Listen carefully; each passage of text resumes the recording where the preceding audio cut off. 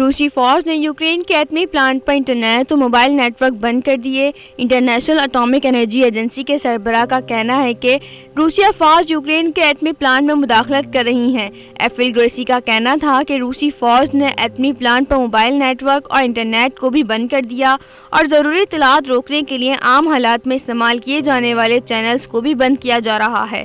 ان کا کہنا تھا کہ ان حالات میں ایٹمی پلانٹ کو محفوظ طریقے سے چلانے کے لیے اس کے عملے کو بغیر کسی مداخلت اور دباؤ کے اپنی ذمہ داریاں نبھانے کی اجازت دینی چاہیے۔ میڈیا رپورٹس کے مطابق گزشتہ روز IAEA کو اطلاعات موصول ہوئیں کہ ایٹمی پلانٹ پر فون لائنز، ای میل، فیکس کام نہیں کر رہے، جبکہ موبائل فون نیٹ ورک کی صورتحال انتہائی خراب ہے۔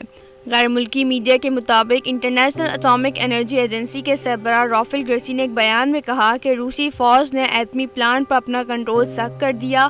انہوں نے کہا کہ ہمارے پاس یہ اطلاع موجود ہے کہ یوکرین کے سب سے بڑے ایٹمی پلانٹ پر موجود عملے کو وہاں کسی بھی آپریشن کے لیے روسی فوج کی اجازت درکار ہے، حتیٰ کہ مینٹیننس کے کام کے لیے بھی روسی فوج کی اجازت ضروری قرار دی گئی ہے۔